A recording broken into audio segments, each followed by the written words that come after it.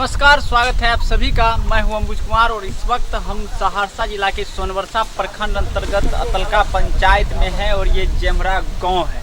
हालांकि आप लोगों को पता है कि जब हम लोग कोई घर का नींव रखते हैं तो एक अच्छा सा दिन फिक्स करते हैं, पंडित जी को बुलाते हैं, पूजा करते हैं। पहले ज़मीन का पूजा होता है, फिर घर का नींव रखते हैं। लेकिन आज हम आपको ऐसे व्यक्ति से मिलाने जा रहे हैं जो समाज सेवी भी हैं और विज्ञान और संविधान को अच्छे से जानते हैं। आज इनसे हमारी बातचीत होगी क्योंकि आज ये जब इधर से हम गुजर रहे थे तो भव्य मकान का इन्होंने नींव रखा है। आज इनसे हमारी बातचीत होगी। हमारे साथ जुड़ने के लिए जा रहे हैं चंद्रिका आरडी जी, जो कि जन अधिकार पार्टी के नेता भी हैं और शिक्षक भी हैं। आज इससे हमारी बातचीत होगी। चंद्रिका जी, बहुत बहुत स्वागत है आपका हमारे चैनल में। एक चीज़ बताइए, जब हम घर बनाते हैं, उसका नींव रखते हैं तो पूजा करवाते हैं, पंडित जी को बुलाते हैं, आपने इन सभी चीज़ों को क्यों नहीं किया और ख़ास करके आप कोई भी दिन फिक्स करके आप नींव क्यों नहीं रखे घर का? सबसे पहले मैंने आपके चैनल को बहुत बहुत बधाई देता हूं कि आप हमारे समय में और जिनसे मुलाकात हुई। मैं सबसे पहले अभी मेरे लिए 24 घंटा और 24 या 7 दिन सब शुभ है, क्योंकि मैं अभी तक वेद को नहीं मानते। अभी तक संसार में हम 2 चीज़ को ही मानते हैं, विज्ञान और संविधान। आज जो हम लोग रोड पर चल रहे हैं, संविधान के बल पर चल रहे हैं, विज्ञान के बल पर चल रहे हैं, तरक्की किए हैं।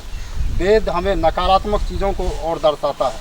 आज हमारे विज्ञान डेवलप नहीं होता तो इतना मजबूत नींव और मकान नहीं बनते। और इसीलिए हम और मेरे लिए सभी दिन शुभ है और सभी पल शुभ है। इसलिए हम कोई फिक्स दिन नहीं करता है, हमारे लिए सभी 24 घंटा शुभ है। और विज्ञान और संविधान को मानते हैं और देश को चलाने के लिए संविधान सर्वोत्तम है और आगे बढ़ने के लिए विज्ञान है, इसलिए दोनों को हम मानते हैं। आप घर की नींव रखने के लिए पंडित जी को क्यों नहीं बुलाए, पूजा क्यों नहीं करवाई, ये बताइए। मेरे लिए पंडित कोई मायने नहीं रहे। हम लोगों के लिए पंडित ये मिस्त्री साहब हैं, हमारे तमाम में मेरे पिताजी हैं, हमारे माँ है। माँ और पिता से दुनिया में कोई बड़ा पंडित और कोई बड़ा भगवान नहीं है। इसलिए माँ और पिता और मेरे गुरुदेव थे और समाज के लोगों आके पाँच करनी दिया और शायद इस सबों का आशीर्वाद इस मकाम में बना रहेगा। इससे बड़ा कोई पंडित नहीं। और यही मेरे लिए आप परिवार, समाज, पिताजी और आपके जो लेबर मिस्त्री हैं, इन्हीं लोगों से आपने नींव क्यों रखवाया, क्या वजह मानते हैं आप? हमारे लिए यही सब ईश्वर है, ईश्वर के तुल्य है मेरे पिताजी और माँ और ये मिस्त्री और ये समाज के लोग जो है यह ईश्वर के तुल्य है। इसी के ईश्वर के तुल्य पर यह भवन बेहतर बनेगा और इस सबों का आशीर्वाद रहेगा और मेरे ऐसे संस्कार बना रहेगा तो शायद बेहतर मकाम का नींव होगा और हम बेहतर समाज का नींव बनाएंगे। आप माँ, पिताजी और गुरु को ही मान के चलिए नींव रखने की जो है पुष्टि करते हैं, महत्वपूर्णता क्यों दे रहे हैं? माँ पिताजी बोले भी भगवान से भी ज़्यादा है। खातिर हम अभी तक जो माँ पिताजी आज गुरु नहीं रहते तो इतना बड़ा कीर्तिमान समाज में स्थापित नहीं कर पाते। आप वेद को क्यों नहीं मानते हैं, विज्ञान और संविधान को क्यों मानते हैं? वेद अभी तक जितना चीज़ है, वेद सारा चीज़ नकारात्मक है। इससे पहले वेद जब तक था तो किसी गरीब को चलने का अधिकार नहीं था। जो गरीब था उसको गला में ढोल बांध के झाड़ू लगा के चलता था। आज हमारे बाबा साहब भीमराव अम्बेडकर आया, सभी चीज़ को, धर्म को ख़त्म कर दिया और सभी को, एक से गरीब समाज को, नारी को सम्मान दिया और सबको बराबर। आज संविधान नहीं होते तो हमारे देश के राष्ट्रपति डॉक्टर द्रौपदी मुर्मू जैसे नहीं होते हैं। हमारे स्कूल में, हमारे हर जगह आज ऊपर चांद पर जो महिला आगे बढ़े हैं, गरीब आदमी आगे बढ़े हैं, तमाम आदमी वह संविधान का देन है, विज्ञान का देन है। और वेद आज इससे पहले कुछ दिन पूर्व था, गरीब आदमी को, छोटा जाति को मंदिर में पूजा प्रवेश करने पर अवरुद्ध था। इसलिए हम वैसे वेद को नहीं मानते, वैसे पंडित को हम नहीं मानते हैं जो हमारे समाज में नफरत की द्वार खड़ा करते हैं। जो समाज में चंद्रिका जी, कहीं ना कहीं अंधविश्वास जो है काफ़ी हद तक फैल चुका है। क्या संदेश रहेगा युवा पीढ़ियों से, क्या संदेश रहेगा सभी क्षेत्रवासियों से, क्या संदेश? मेरा सबसे कहना चाहते हैं तमाम क्षेत्र के छात्र, युवा और समाज के लोगों को, यह पाखंड जो है, अंधविश्वास के जड़ में जो आप लोग दबे पुचले हैं, यह आपको नकारात्मक चीज़ के सबसे बड़ा शोषण का बहुत बड़ा जड़ होता है। धर्म की आड़ में गरीबों का शोषण होता है, बल्कि आपका कल्याण नहीं। कहीं एक मंदिर बना दिया जाएगा तो वह गरीब का उद्धार नहीं होगा, बल्कि वहाँ शोषण होगा। लेकिन यदि कहीं एक स्कूल खुल जाएगा कहीं एक विज्ञान का केंद्र खुल जाएगा, कहीं एक उद्योग लग जाएगा, तो हजारों गरीब का कल्याण होगा। वह गरीबों का कल्याण होगा जिससे कई परिवार का कल्याण होगा, समाज का कल्याण होगा। हमारे रोड पर चोर उचक्कों ने फैलेगा क्योंकि उसको रोजगार मिलेगा, 10-20 हज़ार रुपया कमाएगा। लेकिन कोई वेद और कोई मंदिर से आज तक वह मंदिर में जो बैठ मांगने का कोशिश करता है, बल्कि वह किसी देने का काम नहीं करता। इसलिए हम मंदिर को नहीं मानते हैं। मैं समाज को मानते हैं, विज्ञान को मानते हैं, संविधान को मानते हैं। वो ईश्वर एक है। जब अपने अंदर ईश्वरीय शक्ति को जब तक आदमी उजागर नहीं करेगा। ईश्वर को आप मानते हैं तो मंदिर को क्यों नहीं मानते? ईश्वर हमारे शरीर में है। प्रत्येक आदमी के ईश्वरीय शक्ति है।